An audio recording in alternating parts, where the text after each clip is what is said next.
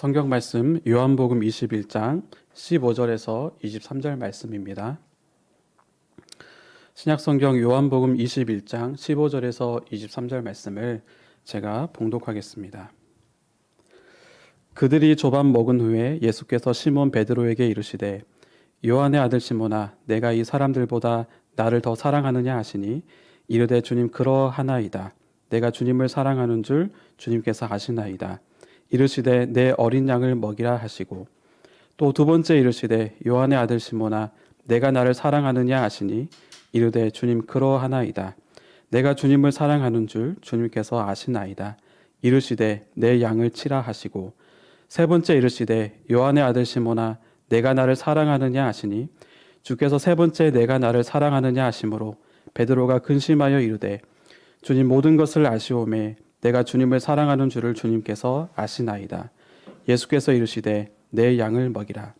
내가 진실로 진실로 내게 이르노니 내가 젊어서는 스스로 띠띠고 원하는 곳으로 다녔거니와 늙어서는 내 팔을 벌리리니 남이 내게 띠띠우고 원하지 아니하는 곳으로 데려가리라. 이 말씀을 하심은 베드로가 어떠한 죽음으로 하나님께 영광을 돌릴 것을 가리키심이로라.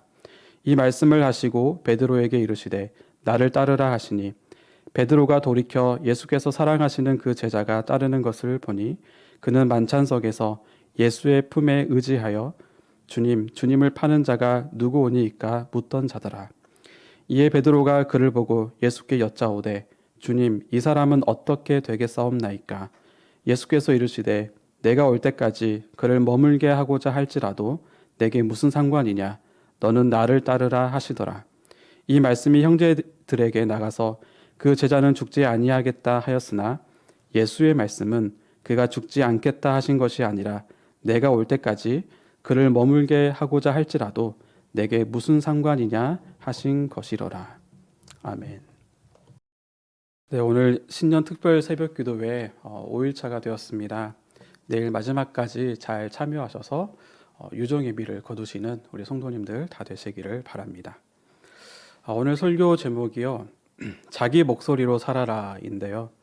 이 자기 목소리로 살아라라고 하는 것은 이 사사시대의 이스라엘 백성처럼 하나님 대신 자기 소견대로 살아라 이 말씀이 아닙니다. 저와 여러분이 우리의 왕이신 주님을 따라갈 때에 다른 사람과 비교하면서 우쭐대거나 또 부러워하거나 그렇게 하지 말고 주님이 주신 자기만의 목소리를 갖고 자기만의 목소리를 찾아서 자기 목소리로 주님을 따르라라는 뜻입니다. 오늘 말씀을 통해서 하나님께서 주신 2022년을 진리 안에서 자유롭게 주님을 따라가는 우리 다윗교회 모든 성도님들이 다 되시기를 주님의 이름으로 축원합니다. 네, 오늘 본문 말씀은 잘 아는 본문입니다. 부활하신 예수님께서 베드로를 만나서 세 번의 질문을 하셨죠. 15절과 16절과 17절에 각각 한 번씩 내가 나를 사랑하느냐라고 물으셨습니다. 그리고 베드로는 세 번 다 네, 사랑합니다라고 답변을 했죠.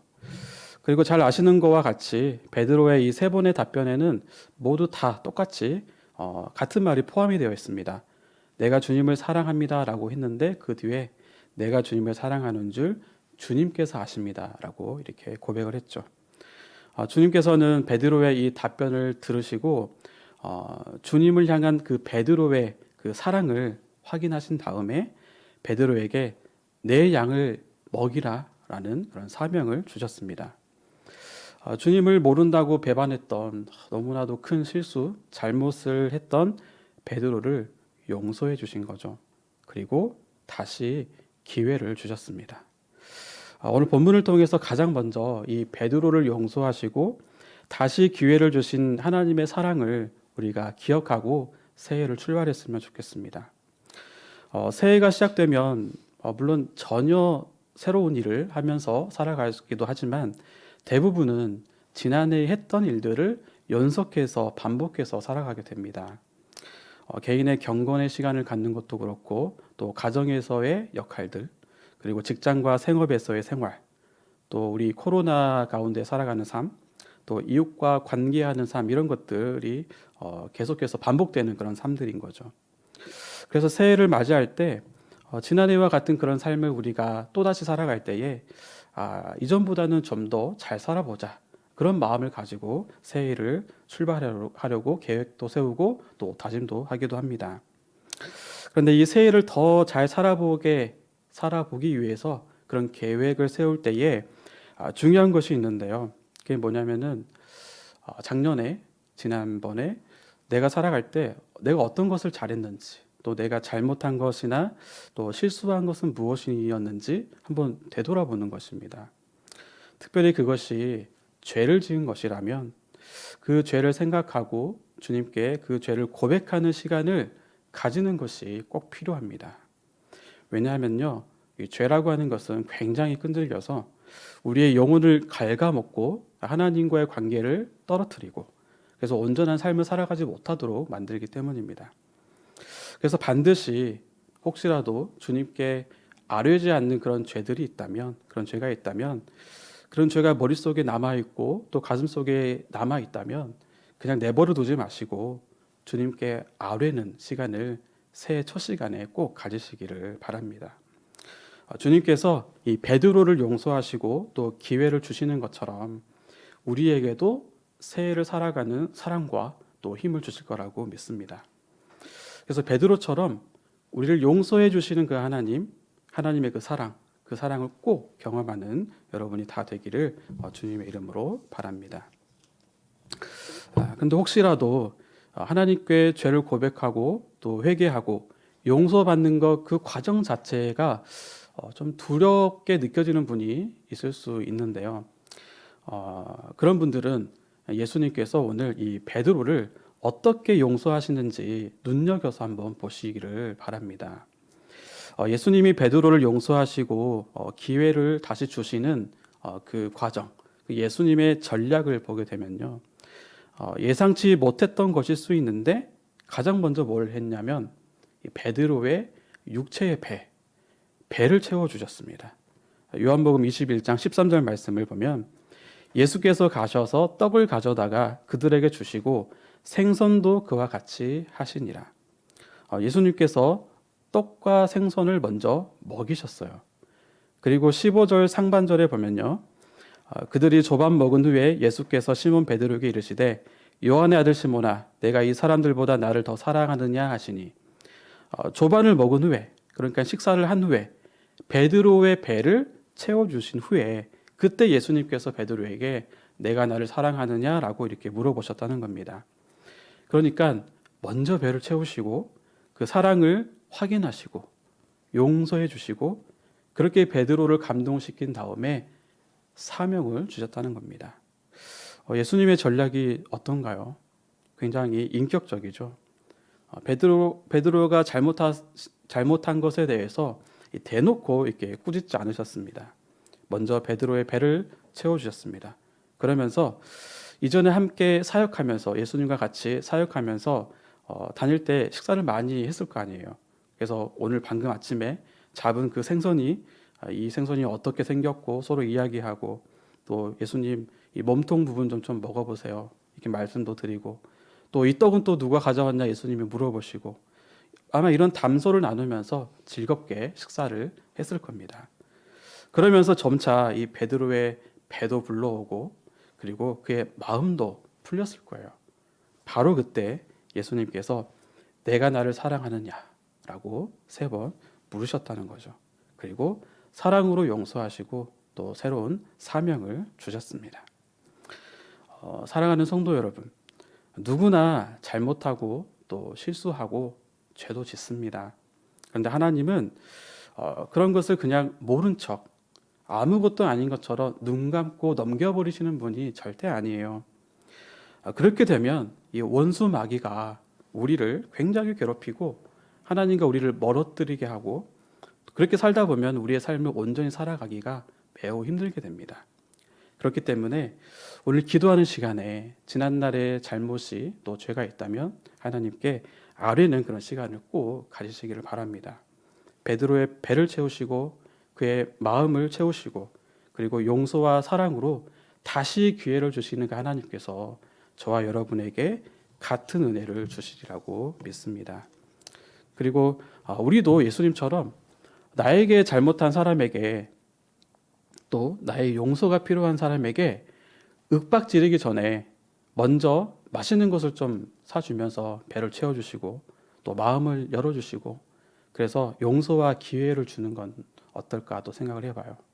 예수님의 사랑을 이런 방법으로도 한번 전하면서 살아가는 멋진 성도님들이 다 되시기를 바랍니다. 여기까지는 분위기가 참 훈훈한 것 같아요. 그렇죠? 그런데 문제는 예수님의 다음 전략인데요. 베드로에게 사랑을 확인하시고 또 용서해 주시고 기회를 주신 후에 예수님이 이런 말씀을 하십니다. 18절과 19절을 제가 읽어보겠습니다. 내가 진실로 진실로 내게 이르노니 내가 젊어서는 스스로 띠띠고 원하는 곳으로 다녔거니와 늙어서는 내 팔을 벌리리니 남이 내게 띠띠우고 원하지 아니하는 곳으로 데려가리라. 이 말씀을 하심은 베드로가 어떠한 죽음으로 하나님께 영광을 돌릴 것을 가리키심이로라. 이 말씀을 하시고 베드로에게 이르시되 나를 따르라 하시니. 여러분 이게 무슨 말일까요? 지금 예수님께서 베드로에게 사랑을 확인하시고 용서하시고 사명을 주신 다음에 이어서 무슨 말을 하냐면 베드로가 어떻게 죽을지에 대해서 말씀을 하고 있는 겁니다. 베드로가 순교하게 될 것이다. 순교하면서 예수님을 따라가게 될 것이다 라고 예수님이 말씀하시는 거예요. 아무리 예수님과의 관계가 회복이 되고 또 새로운 사명을 받았다 하지만 이 순교에 대한 말씀을 들을 때 베드로의 그 심정이 어떠했을까요? 받아들이기 매우 힘들지 않았을까요? 그래서 아마도 굉장히 심정이 복잡했을 겁니다. 내가 순교를 통해서 주님을 따라간다고? 심지어 18절 말씀에 보면요. 예수님께서 진실로 진실로라고 이렇게 말씀을 하고 있어요. 예수님이 장난치시는 것도 아니고 진실로 진실로라고 한다면 정말 그렇게 된다는 말씀인데 이러면서 베드로의 마음이 굉장히 복잡하고 힘들고 어렵지 않았을까요? 이때 베드로의 반응이 어땠을까? 당황스럽고 또 힘든 이야기를 듣고 심정이 복잡할 때 베드로가 어떻게 반응했을까요? 이 베드로의 반응을 보면요. 참 베드로도 여전히 우리와 같이 연약한 자다라고 하는 것을 알 수가 있는데요. 20절 말씀을 제가 읽어보겠습니다. 베드로가 돌이켜 예수께서 사랑하시는 그 제자가 따르는 것을 보니 그는 만찬석에서 예수의 품에 의지하여 주님을 파는 자가 누구오니이까 묻던 자더라. 여러분, 베드로가 지금 그 복잡한 심정 가운데 베드로가 한 것은요. 비교였습니다. 비교하는 것이었습니다. 이 19절에 예수님이 베드로에게 나를 따르라라고 이렇게 말씀을 하시는데 나를 따르라고 하는 것은 그 순교의 길을 가는 것도 맞지만 실제적으로 공간을 이동해서 예수님을 따라가는 겁니다. 따라가다 보니까 20절 말씀에 보면은 베드로가 따라가다가 뒤를 돌아보니까 그 예수께서 사랑하시는 그 제자, 이 제자가 요한인데 요한이 따라오고 있는 거예요. 그러면서 순간 내가 순교하는데 저 요한은 어떻게 될까라고 비교하기 시작하게 되는 거죠. 나만 순교당하는 것은 아니겠지? 만약 내가 고통을 당해야 한다면 요한도 고통당하지 않을까? 그러니까 베드로는 자신과 다른 제자를 비교하기 시작을 했다는 거예요. 이 비교하는 것 어디서 많이 본 반응 아닙니까? 우리 속에서, 내 속에서 자꾸만 스물스물 올라왔던 그런 반응 아닌가요? 이 비교하는 것이야말로 죄인들이 생각하는 전형적인 방식입니다. 우리는요, 내가 어느 정도인지 또 내가 어느 위치에 있는지를 끊임없이 이렇게 알고 싶어하는 존재입니다. 왜 그럴까요? 죄인인 우리는 비교를 통해서 내가 저 사람보다, 내가 너보다 더 괜찮은 사람이다라고 하는 것을 확인하고 싶어하는 거예요. 그래서 나보다 좀 덜 효율적인 사람을 보면, 나보다 더 안 된 사람 보면은 막 기분이 좋아지고 또 우쭐해지기도 하고, 또 반대로 내가 덜 효율적인 사람으로 느껴질 때에는 굉장히 우울해지죠. 이 비교하는 것은 이렇게 죄인들을 생각하는 전형적인 방식이고, 이런 비교를 통해서는요 결코 사랑하며 살 수가 없습니다. 그래서 우리는요 이 비교로부터 자유로워지는 것을 주님 안에서 잘 풀어야 되고, 그 안에서 자유를 누려야 하는 것입니다. 제가 지난 2020년, 21년 송구 영신 예배 때였는데, 지난주 말고 1년 전 송구 영신 때였습니다. 그때 우리 집 아이들이, 2명의 아이들이 적지 않은 충격을 받았어요. 송구 영신 예배 때 교육자가 특송을 했는데, 저희 아이들이 처음으로 이승근 목사님하고 안종기 목사님하고 손우선 목사님하고 제가 나란히 선 모습을 본 거죠. 목사님들이 다들 180이 넘고 제 키가 164거든요. 한 20cm 정도 차이가 나니까 비교가 한눈에 확 되잖아요. 그래서 아이들이 아빠가 키가 작아졌다면서 굉장히 충격을 받았습니다. 사실 저는요 이 키에 대해서 컴플렉스를 받아본 적이 정말 단 한 번도 없는 것 같아요. 제 키가 중학교 2학년 때 키인데, 고등학교 때가 돼도 키가 크지 않길래 제가 뭘 했냐면 제 아버지를 봤습니다. 아버지께서도 키가 작으시거든요. 그래서 이건 유전자 때문이구나 이렇게 받아들이니까 전혀 그 비교 의식에서 뭔가 콤플렉스를 느끼지 않고 잘 살았어요. 이래봬도 제가 그 시골 집에서는 키로는 1등이었습니다. 물론 이제 저희 아내랑 결혼하면서 저희 아내가 2cm가 더 크거든요. 그래서 2등으로 밀려났는데 뭐 그거 상관없이 만족하면서 제가 살아왔습니다. 근데 우리 아이들이 저의 키를 보면서 그렇게 받아들이니까 참 웃기기도 하고, 또 오랜만에 이 작은 키에 대해서 생각도 해보게 되고, 그러면서 우리 아이들이 이제 이 세상의 현실에 대해서 한 걸음씩 다가가고 있구나, 이 세상을 향해서 한 걸음씩 내딛고 있구나라고 하는 그런 생각을 하게 됐습니다. 듣고 싶지 않아도 이 소리를 듣게 되는 것처럼 수많은 비교를 받게 되고 또 비교를 하게 되고, 그런 거친 세상 속에서 살아가게 될 텐데, 참 이 하나님께서 알려주신 성경적인 세계관을 잘 가르쳐주고 또 아이들을 위해서 기도해야 되겠다, 그런 생각을 했습니다. 근데 이 비교라고 하는 것이 아이들뿐만이겠습니까? 어른들도 마찬가지입니다. 평생 숙제이죠. 요즘 제가 Sing Again 시즌 2를 보고 있는데, 작년에 이 30호 가수 이승윤이 화제여서 보게 되었다가 이번에 또 시즌 2를 한다고 하길래 좀 보고 있어요. 그 중에 이제 참가자 중에 4호 가수가 그 신현이라는 가수인데, 노래 중에 오빠야 이런 노래를 불렀던 그 가수입니다.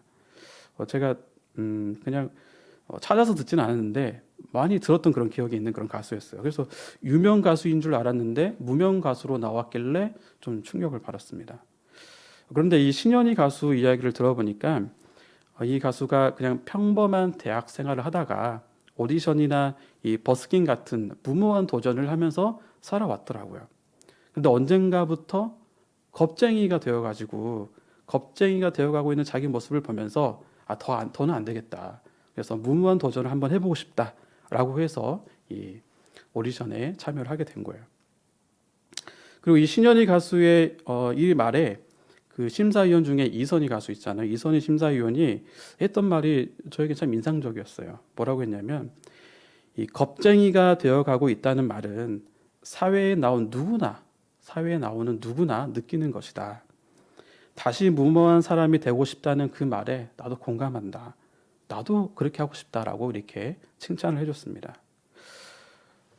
싱 어게인을 보신 분들은 다 아시겠지만 그 나오신 분들이 노래를 굉장히 다들 잘합니다. 그런데 어쩔 수 없이 경쟁을 해야 되고 또 비교를 할 수밖에 없고, 또 오디션에서 떨어지면 실패자인 것처럼 그렇게 비춰지기도 하고요.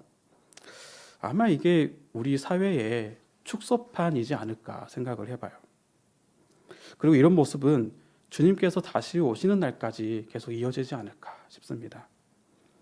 하지만 우리의 사명은 이러한 치열한 세상에서, 그런 세상의 방법과 룰에서 1등을 하는 것 자체를 목표를 두고 사는 것이 아니죠.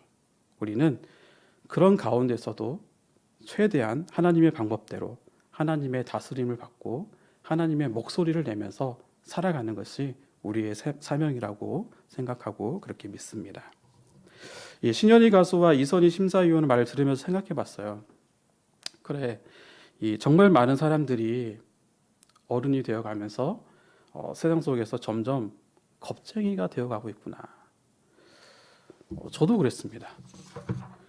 그 코로나로 인해서 지난 2년간 교회에도 많은 변화가 있었거든요. 특별히 이 비대면 예배를 드리다 보니까 많은 교회가 유튜브를 통해서 예배를 드리게 되고 많은 교회의 훌륭한 목사님들의 설교가 굉장히 많이 공개가 되었습니다. 그러는 와중에 저희 이제 부교역자들이 작년에 담임 목사님의 안식월로 인해서 주일 설교를 그것도 유튜브로 실시간으로 하고 또 그 영상이 유튜브에 계속 올려져 있는 굉장한 부담감을 가졌습니다. 사실 그때 엄청 겁쟁이가 됐어요. 다 말을 할 수는 없지만 많은 걱정이 있었습니다. 감히 비교할 수 없는 뛰어나고 은혜로운 설교가 가까운 곳에서부터 먼 곳까지 정말 즐비했고, 그래서 나는 오히려 내가 하나님의 일을 방해하는 자가 되지 않을까, 그런 겁쟁이가 되었었습니다. 그래도 해야 되니까 도움을 받을 수 있는 게 무엇이 있을까 이것저것 막 찾아보고 연구도 좀 해봤어요.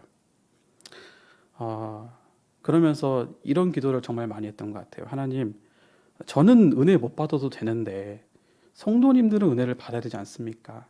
성도님들을 위해서라도 말씀을 주셔야 됩니다. 이 기도를 참 많이 했던 것 같아요.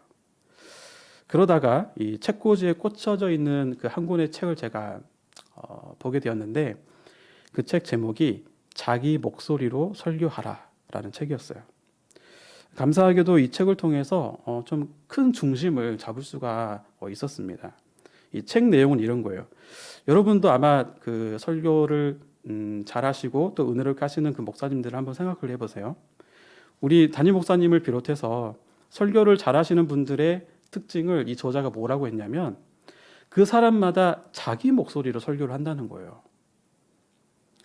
자기 목소리를 발견하고 그것을 발전시켜서 자기 목소리로 설교를 한다는 거죠. 근데 자기 목소리가 없으면 괜히 비교하면서 나와 맞지도 않는 그런 목소리를 따라하게 되고 흉내내지만 결국에는 지치고 말게 되니까 이 설교하는 게 얼마나 힘들겠습니까? 그래서 저도 이 설교에 있어서 내 목소리는 뭔가 좀 고민을 하기 시작을 했고요. 지금도 그 목소리를 좀 찾아가고 있는 여정에 있습니다. 그래서 부족하지만 그래도 그 전보다는 좀 마음이 한결 좀 가벼워진 것 같아요. 이 설교의 비교에서 벗어나서 저분의 설교는 저런 목소리구나라고 받아들이려고 하고 있고 저 목소리가 내 목소리가 될 수 있을까? 한번 테스트도 해보고 시험도 해보고 그러면서 내 목소리를 하나씩 찾아가고 있는 거죠. 근데 이 목소리가 찾아지는 게 얼마나 걸릴지 모르겠습니다. 몇십 년이 걸릴지도 모르겠지만 그렇게 해보려고 합니다. 제가 이 말씀을 길게 설명하는 이유는 자기 목소리로 설교하라라는 이 핵심적인 원리가요. 우리의 삶을 사는 원리, 핵심과 이렇게 일치한다라고 생각하기 때문입니다. 살아가는 성도 여러분, 자기 목소리로 살아가기를 주님의 이름으로 축원합니다. 비교하지 마시고 주님이 내게 주신 목소리가 어떤 것인지 발견하고 자기 목소리로 주님을 따라가는 삶을 사시기를 바랍니다. 예수님은요, 비교하는 베드로에게 어떻게 말씀을 하셨냐면요, 아주 단호하게 돌려서 말씀하시지도 않고 직설적으로 말씀하셨습니다. 22절에 보시면 예수께서 이르시되 내가 올 때까지 그를 머물게 하고자 할지라도 내게 무슨 상관이냐, 너는 나를 따르라 하시더라. 내게 무슨 상관이냐, 너는 나를 따르라. 요한이 살든지 죽든지 그게 너랑 무슨 상관이냐, 너는 나를 따르라. 요한은 내가 알아서 하겠다. 여러분, 이 말씀, 내게 무슨 상관이냐, 너는 나를 따르라, 이 말씀을 새해에 가슴에 새기시길 바랍니다. 그래서 주님이 주신 자기만의 목소리로 주님이 주신 삶을 살아가는 우리 다역교회 모든 성도님들이 다 되시길 바랍니다. 하나님께서는요, 우리를 결코 비교하면서 내가 더 우월한지 또 내가 더 열등한지 그렇게 판단하시는 분이 아니십니다. 그래서 여러분, 한 해를 사실 때 여러분의 직업을 다른 사람과 비교하지 마십시오. 여러분의 자녀들을 다른 집 자녀들과 비교하지 마세요. 남편과 아내를 다른 집과 비교하지 마시고, 또 교회에서 듣는 설교도 여러분 비교는 하지 마십시오. 그리고 교회에서 주님을 섬기는 그런 헌신자들, 교회에서 주님을 섬기는 그런 헌신도 비교하지 마시기 바랍니다. 다만 우리는 주님께서 내게 주신 일이 무엇인지, 내가 해야 할 그 사명이 무엇인지 알아가고 그것에 충성하며 감당하는 그런 한 해를 살아가시기를 간절히 바랍니다. 그래서 주님이 주시는 자유 속에서 한 해를 살아가는 우리 성도님들이 다 되었으면 좋겠습니다. 이제 말씀을 마치겠습니다. 사랑은 비교하는 것을 멈추는 것이다 라는 말이 있어요. 우리가 사는 세상은요, 당장 스마트폰에 배달의 민족을 봐도, 또 인스타나 페이스북, 유튜브, 또 스마트폰에 깔린 앱, 이런 것들을 보면요, 뭐 좋아요, 조회수, 구독수 비교하고 평가하는 것들이 즐비하고 또 그것을 강요하는 그런 세상입니다. 우리 많이 해봤지만 그 수치가 정확한 게 또 아니잖아요. 물론 비교를 해야 하는 영역이 있고 비교해야 하는 것들이 있습니다. 그러나 우리가 살아가는 삶, 사랑하는 것은 비교하는 것을 멈추는 것입니다. 하루하루 살아갈 때 또 자신과 함께 살아가는 그런 이웃들을 비교하지 말고 하나님이 주신 자기 목소리로 주님을 따라가는 복된 하나님의 자녀들이 다 되시기를 바랍니다. 이 비교하려는 그런 유혹이 와서 겁쟁이가 되거나 또 교만해지려고 할 때 오늘 말씀을 붙잡으시길 바라요. 내게 무슨 상관이냐? 너는 나를 따르라. 이 말씀을 붙잡기 바랍니다. 또 여러분, 오늘 기도하실 때에 지난해 여러분이 잘못한 것, 그것이 여러분을 겁쟁이로 만든다면, 또는 내가 잘했던 것, 그것이 여러분을 우쭐하게 만들 때에도, 그때에도 내게 무슨 상관이냐? 너는 나를 따르라 라는 주님의 말씀으로 지금 주님을 사랑하며 따라가는 주님의 자녀들이 다 되기를 바랍니다. 그래서 올 한 해 주님의 목소리로 주님을 섬기며 또 이 세상의 스티커로부터 자유로워지며 주님 안에서 참된 자유자로 살아가는 주님의 자녀들이 다 되시길 주님의 이름으로 축복합니다.